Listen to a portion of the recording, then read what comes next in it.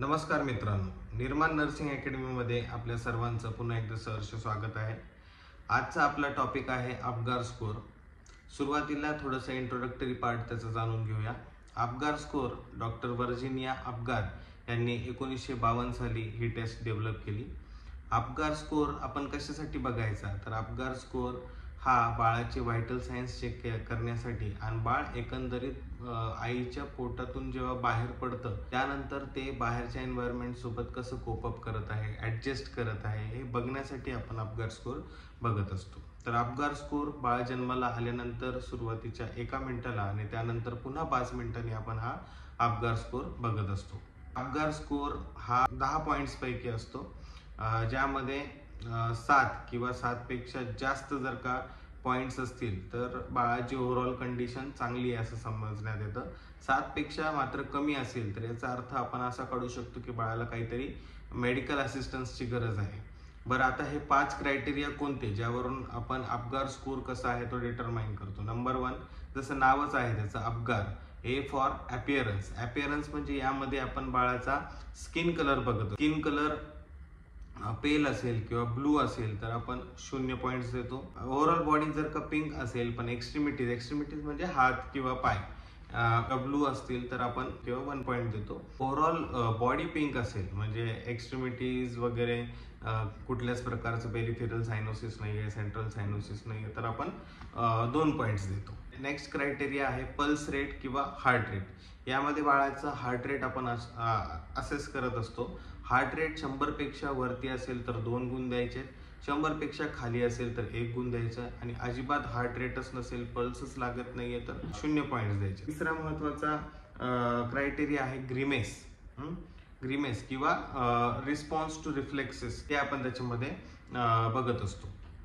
आता जर reflexes check करायचे असतील तर आपण माइल्ड पिंच करून सुद्धा बघू शकतो। म्हणजे बारीक चिमटा जर का आपण त्या बाळाला घेतला तर त्याच्याकडून जर का नो रिॲक्शन असेल म्हणजे काहीच रडतही नाहीये आणि कुठल्याच प्रकारची मुवमेंटही करत नाहीये तर 0 पॉइंट्स देणार आपण। जर माइल्ड पिंच केल्यावर रडतोय पण थोडंसंच रडतोय, एकदम थोडी हालचाल आहे तर आपण 1 पॉइंट देणार आणि जर का माइल्ड पिंच केल्यावर व्यवस्थित रडत असेल, मोठमोठ्याने रडत असेल तर मात्र त्याला 2 पॉइंट देणार। त्याच्यानंतर ऍक्टिव्हिटी, ए फॉर ऍक्टिव्हिटी और यामध्ये आपण काय चेक करतो, यामध्ये मसल टोन चेक करतो। ठीक आहे, जर का ऍक्टिव्ह मुवमेंट्स असतील म्हणजे बाळ एकदम व्यवस्थित खेळतंय, हातपाय हलवतंय, एकदम ऍक्टिव्हिटीज चांगल्या आहेत तर त्याला 2 आपण पॉइंट्स देणार।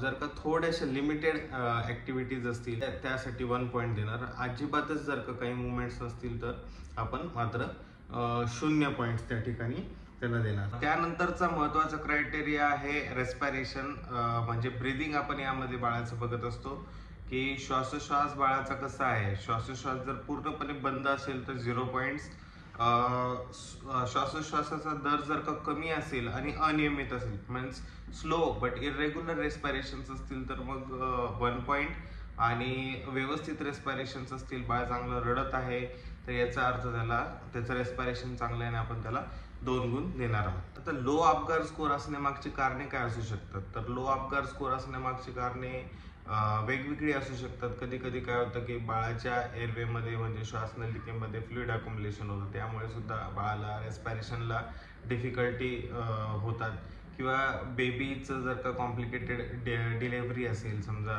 LSCS असेल म्हणजे लोअर सेगमेंट सिझेरियन सेक्शन असेल, किंवा मग एखादा डिफिकल्ट बर्थ असेल किंवा CPD असेल, कॅफेलोपेल्विक डिस्प्रपोर्शन, या केसेसमध्ये बाळ जर का डिस्ट्रेसमध्ये असेल तर अशा वेळेस लो अपगार स्कोर येण्याची शक्यता असते। तर लो अपगार स्कोर आलेला आहे त्यांच्यासाठी आपण काय करायला पाहिजे, तर त्यांना ऑक्सिजनची सुविधा असायला पाहिजे, त्यांचा एअरवे आपण क्लिअर केलं पाहिजे थ्रू सक्शनिंग, आणि फिजिकल स्टिम्युलेशननी आपण त्यांचा हार्टबीट सुद्धा वाढवू शकतो। तर आय होप की आजचा तुम्हाला अपगार स्कोरचा हा टॉपिक बऱ्यापैकी समजला असेल।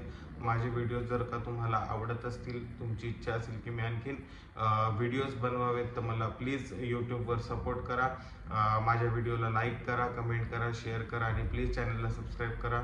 धन्यवाद।